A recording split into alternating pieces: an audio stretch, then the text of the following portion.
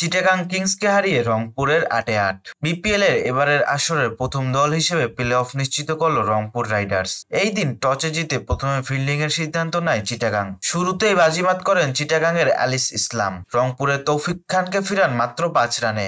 এরপর পার্টনারশিপ গড়ে তুলেন স্টিভেন টেইলরস এবং সাইফ হাসান। এই দুইয়ের পার্টনারশিপ ভাঙেন অ্যালিস ইসলাম।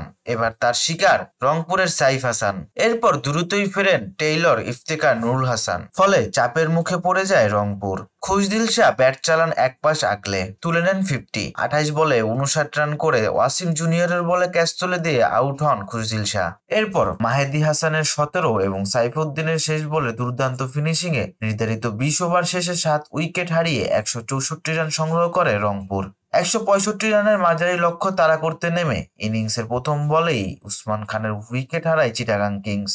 এরপর পারভেজ হোসেন ইমন এবং গ্রাহাম ক্লার্ক পার্টনারশিপ গড়ে তোলেন। পারভেজ ইমনকে ফেরান আকিফ জাভেদ। নিজের ব্যক্তিগত দ্বিতীয় ওভারে ক্লার্ক এবং চিটাগাং অধিনায়ক মিথুনকে ফেরান আকিফ। দলের এই বিপর্যয় সামলানোর চেষ্টা করেন নাইম ইসলাম এবং শামীম হোসেন। নাইম 19 রানে ফিরলে চিটাগাং এর আশার প্রদীপ হন শামীম। 31 বলে 38 রান করে ইফতেখার আহমেদের বলে ক্যাচ তুলে দিয়ে প্যাভিলিয়নের পথ ধরেন শামীম। এরপর আর কোনো মোমেন্ট ক্রিয়েট করতে পারেনি চিটাগাং। ফলে 20 ওভার শেষে 8 উইকেট হারিয়ে 131 রানে থামে চিটাগাং কিংস। এই জয়ে 8 ম্যাচের 8টিতেই জয় তুলে নিয়ে প্লে অফ নিশ্চিত করল রংপুর। আর 6 ম্যাচে 8 পয়েন্ট নিয়ে টেবিলে 3 নম্বরে অবস্থান করছে চিটাগাং কিংস।